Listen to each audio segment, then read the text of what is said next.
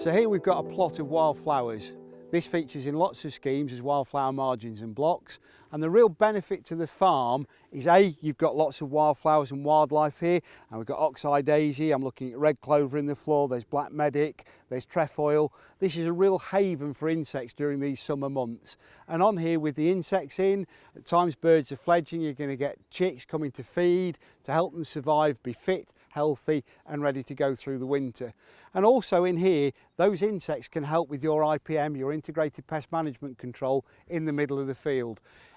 It's going to help you actually reduce thresholds. So you're going to have predatory insects in here which will go out into the crop and eat some of the pest insects. So hopefully reduce those populations. The key to establishment is actually getting a really good stale seed bed. In fact, the best seed bed you've ever created for a grass mix in your life.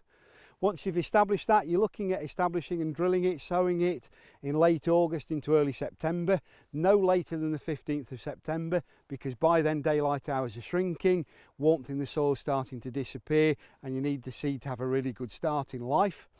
So what you're looking for is not actually drilling, you're using the drill as a meter, and you're placing the seed on the surface. As that seed sits on the surface, you then roll it to get good soil seed contact, and that means you get it the best start in life. And that's when you're really keeping your fingers crossed for a kind winter and lots of moisture to help it get going. Once you get through to the spring, the next step you need to do is actually mow it on a very regular basis, cut it to actually help it establish and tiller, and for all the plants and grasses to put their feet into the ground and establish good root structures. So you don't get this sort of thing without that regular mowing.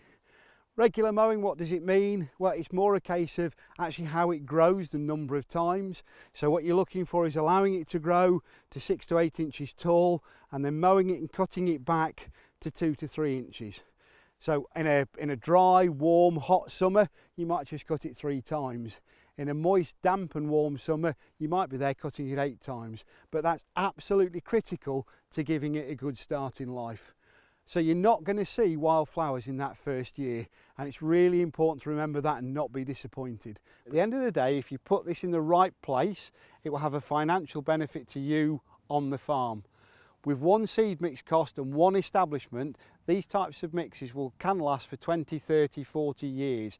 So you're actually establishing something once with long-term impact and long-term benefit for your farm business, and it provides something for the wider supply chain, the general public and wider biodiversity. For more help and advice, you can find our 8-step approach to funding sustainable farming on our website.